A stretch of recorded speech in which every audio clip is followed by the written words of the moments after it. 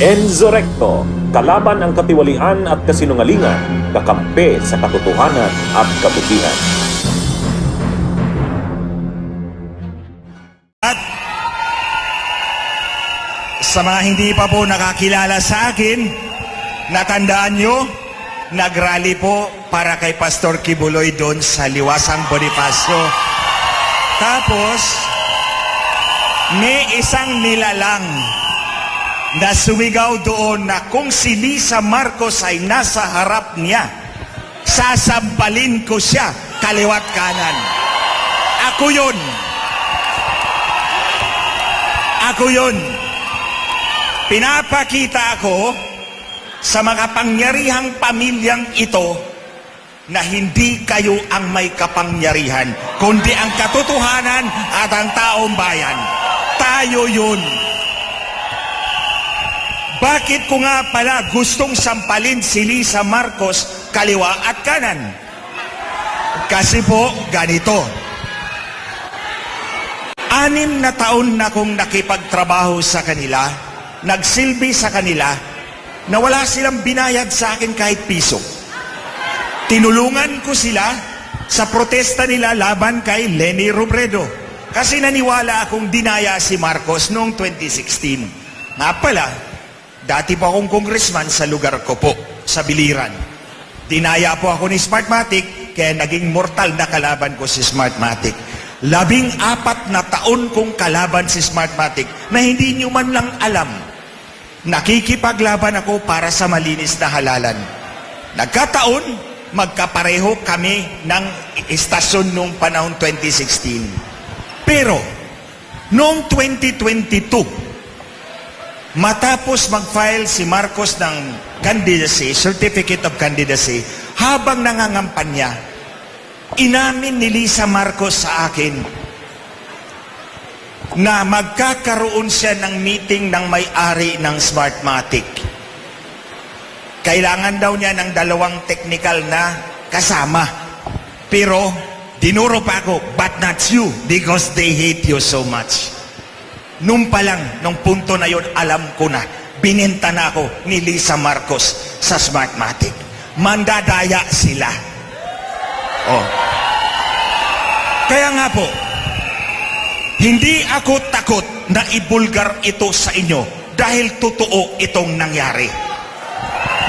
Walang ibang nagsabi sa akin kundi si Lisa Araneta Marcos mismo. Admission niya yan. Personal knowledge ko yan na sinabi niya, magpupulong kami ng may-ari ng Smartmatic. Kailangan ko ng 2 technical guys, but not you because they hate you so much. Anong gagawin nila? Magrosaryo? O magdasal? Siyempre, anong pag-uusapan na kailangan ng 2 technical guys? Hindi pagbibilang ng boto, kundi paano manipulahin ang boto. Oh, ganito.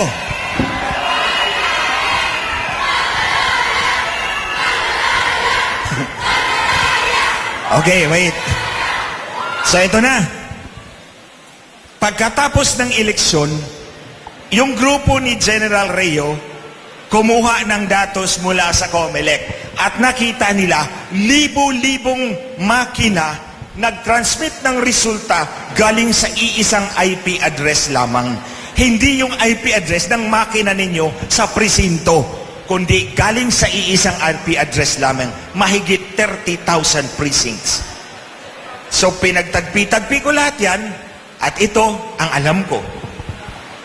Si Inday Sara, 32 million ang boto. Totoo yan na boto ni Inday Sara. Bakit? Dahil plastikan lang si Lisa Marcos. Ayaw niya kay Inday Sara nung nagsimula pa lang. Kahit nangampanya pa lang, ayaw niya kay Inday Sara. Plastikan lang yun. So hindi niya sinama doon sa kanyang manipulasyon. Ang boto ni Inday Sara, totoong kanya yan. Pero yung kay Marcos, nanalo siya, walang problema. Pero ang boto ni Marcos, pinakamataas, 24 million lamang. Hindi 31 million. Ang tingin ko, dinagdagan yung boto para dumikit kay Inday Sara. Kasi po, kung si Inday Sara ay 32 million, at si Bongbong Marcos ay 24 million, sinong titingalain nating leader? Si Sara, hindi si Marcos. Ito namang si Marcos, alam naman nating weakling to. Walang B. Walang B. So, whether in English or in Tagalog, you know what I mean. So, wala talaga. Sunod-sunuran lang yan sa kanyang asawa. Tandaan nyo, sa 6 na taon na yan, 2016 to 2022, 6 kaming technical na mga tao na tumutulong sa kanila. Plus yung 2 mag-asawa, naghahapunan kami doon sa bahay nila once a month. Sa 8 tao na yan, yung 2 mag-asawa at 6 na technical, ako lang at si Lisa ang nagyoyosi. So marami kaming pinag-uusapan na kaming 2 lang.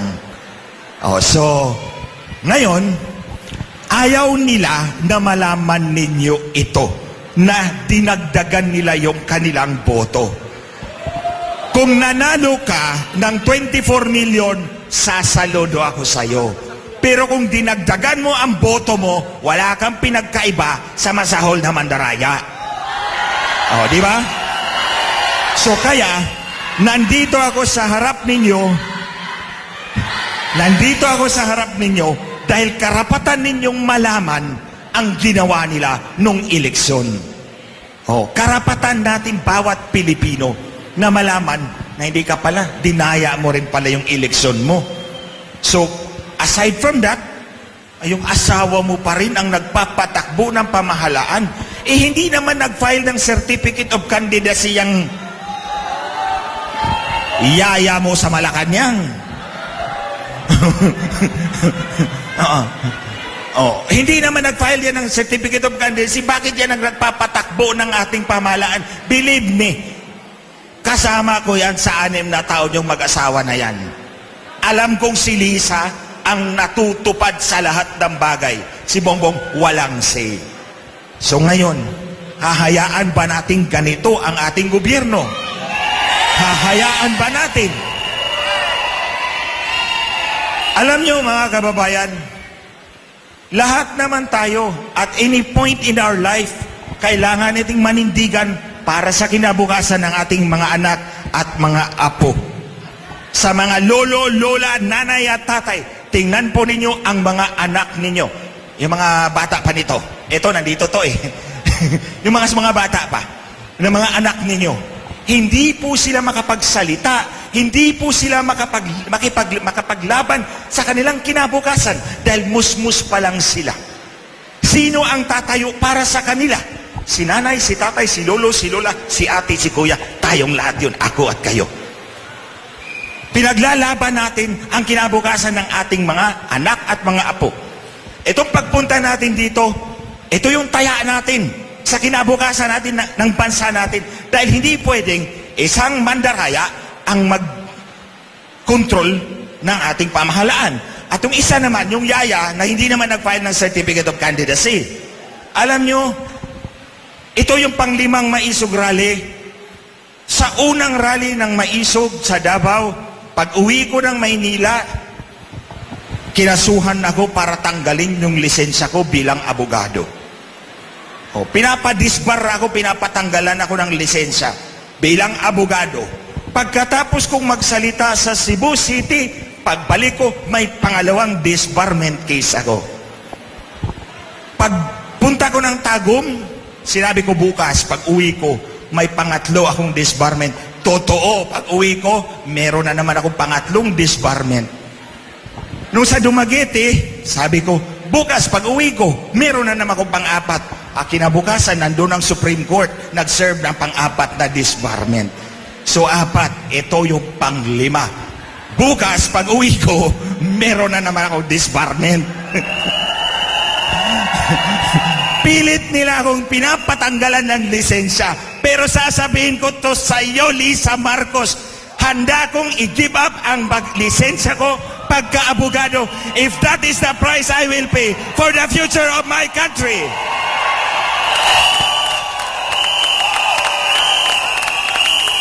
Handa kong i-give up O sunugin ko pa sa harap mo, ang lisensya ko bilang abogado. Kung yun ang kapalit ng pagbulatlat ng katotohanan sa inyong lahat, mga kababayan. Doon sa Dumaguete, alam nyo, sa Dumaguete, binigyan kami ng permit na mag-rally.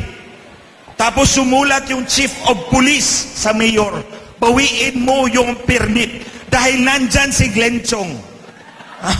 3 beses pa ako minensyon sa letter niya. Ano bang meron sa sinasabi ko na ayaw nyo akong magsalita? Ang katotohanan. Oh, alam nyo, hindi nila ako kinakasuhan sa sinasabi kong nandaya ka nung eleksyon. Ang kinakaso sa akin, tanggalan mo ng lisensya yung Glenchong na yan. Oh, you see? Pero alam nyo, baka titigil din yung IBP. Kasi, sa bawat disbarment case, 1,000 pahina ang sagot ko. Sige, basahin nyo yan. Oh, 1,000 pahina ang sagot ko sa kanila. Lulunurin ko rin kayo. Pero ito, sabi ko, Lisa Marcos, makinig ka ha. Hindi pwedeng ikaw lang magkaso sa akin all the time. Kakasuhan din kita. Dahil, eto pa mga kababayan, minanipula din niya ang Korte Suprema. Oh, alam na alam ko yun. Personal na knowledge ko yun. Tingnan ninyo itong babaeng ito. Tingnan nyo itong babaeng ito. Natalo na nga kayo ng 2016. Minamaniobra mo pa yung Korte Suprema para mapaupo mo yung Bongbong Marcos mo. Para makontrolar mo ang gobyerno. Yan si Lisa Marcos, mga kababayan. So, siguro mauubos na yung oras ko. Ito, magkaisa po tayong lahat na pigilan po natin ang pandaraya ng ating halalan. Alam nyo, nung tumakbo po ako bilang congressman, ang kalaban ko ay veteranong politiko. Lahat ng posisyon, gobernador, congressman, mayor, isang pamilya lang. Pero pagkatapos ng halalan, nanalo po ako. Dahil naniwala yung taong bayan sa akin. Mano-mano yung eleksyon na yon. Dahil mano-mano ang eleksyon, mano-mano din ang dayaan. Pag mano-mano ang dayaan, nakikita ng mata mo. Pag automated ang eleksyon, automated ang dayaan, kahit pa nakadilat ang 4 mong mata, wala kang mahuhuli. O, kaya yan. So ito pinapabot ko sa inyo.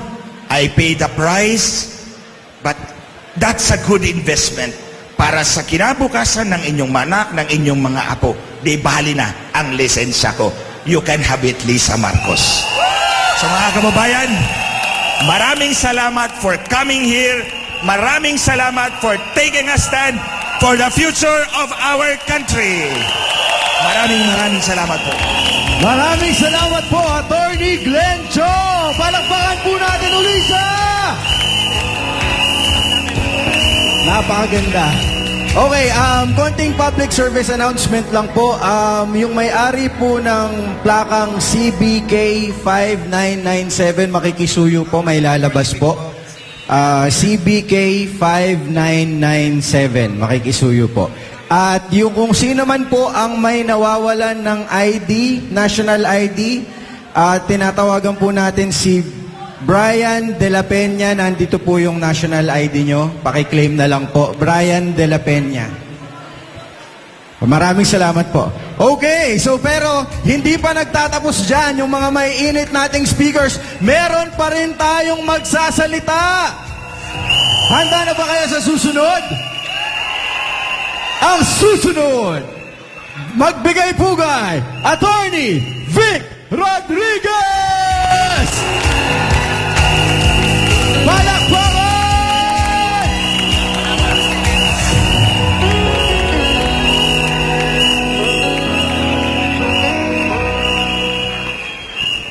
Maraming salamat.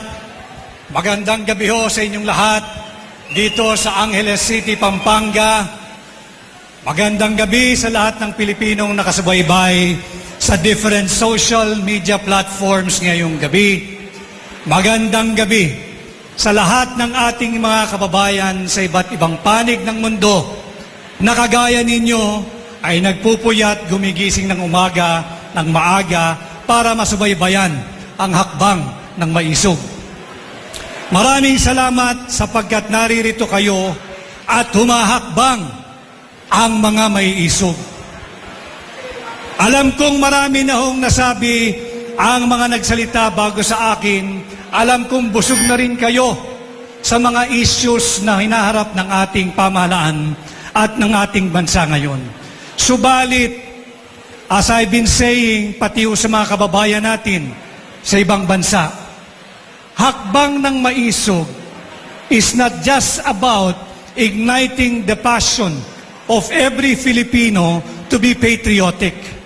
Hakbang ng maisog ay kinakailangan ipaabot namin sa inyo ang mga tunay na isyong kinakaharap ng ating bansa ngayon, because we believe in hakbang ng maisog that igniting your passion, igniting your patriotism without us informing you of the real issues at hand will be a great disservice. Kaya po ginagawa natin ang hakbang ng maisog hindi lamang dito sa loob ng Pilipinas, kung saan tayo ay pinipigilan magpahayag ng ating saloobin, kung saan tayo ay sinisikil na magpayapang magtipon-tipon, kaya tayo ay nagpupunta na rin sa iba't ibang panig ng mundo kung saan may Pilipino. Ang hakbang ng maisog ay nananawagan sa ating pamahalaan ngayon sa isang pamunuan na may pag-aninaw, may pananagutan, may kapayapaan, at may seguridad. Simulan po natin doon sa pamahalaan at pamunuan na may pag-aninaw at may accountability. Ito po yung nababasa ninyong TAPS: transparency, accountability, peace, and security. Ngayong taong 2024, mahalagang malaman ninyo sapagkat pahirap ng pahirap ang buhay, parami ng parami ang nagugutom, at parami ng parami ang nahihirapan sa kanilang buhay sapagkat paliit ng paliit ang halaga ng piso. Sa kabila niyan, ang budget ho ng ating pamahalaan ngayon ay higit kumulang 5.700 plus trillion pesos. At higit kumulang sa kalahati po niyan ay utang. Utang na nga ang mahigit sa kalahati. Utang na nga ang mahigit sa kalahati. Nakuha pa nilang magsingit ng 800 billion higit kumulang na unprogrammed funds. Ano po yung unprogrammed funds? Ito po yung lump sum allocation or appropriation na tanging ang Pangulo lamang ang may karapatang mag-release. So wala pong transparency rito. Hanggang ngayon, hindi nila tinutugunan ito. Saan gagamitin yung 800 billion pesos? Samantalang mahigit kumulang kalahati ng 5.700 trillion pesos ay inutang mo na. Nakapagsingit ka pa ng unprogrammed or pork barrel ng Pangulo. 800 billion, hindi po libre yun.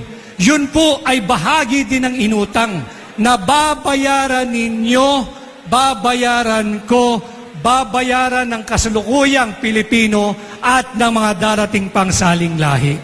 Pero walang malinaw na pananagutan sino ang magdi-disburse nito, paano at saan gagastusin ito, at sino ang may malinaw na pananagutan kapag ito ay ginamit sa malinaw na graft and corruption. Hindi po biro ito sapagkat pahirap ng pahirap ang buhay. Magkano na lang ang nabibili ng 1,000 piso natin ngayon kung ikukumpara ito sa 1,000 piso natin nung nakaraang taon?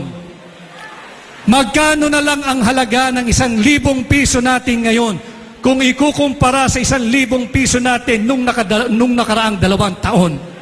Ito ay hindi birong usapin sapagkat ito ay pera ng Pilipino na dapat ipaliwanag sa atin, ipaliwanag sa inyo paano ginagastos, sinong may pananagutan, at bakit kinakailangan magkaroon ng pork barrel ang Pangulo.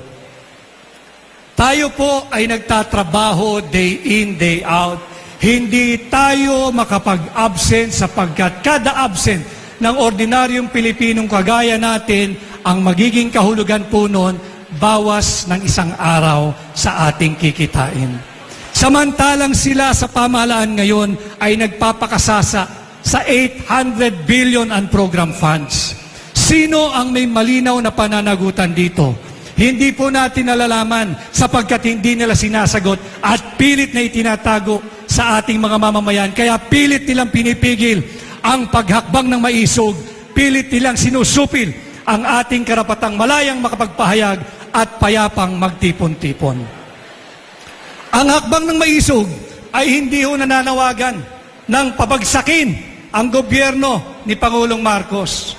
Ang hakbang ng maisog ay naniningil sapagkat nung tayo'y binoto natin siya, tayo'y umaasa sa isang pamunuan, sa isang leadership na merong transparency, accountability, peace, and security. Pag-usapan natin din ang transparency at accountability.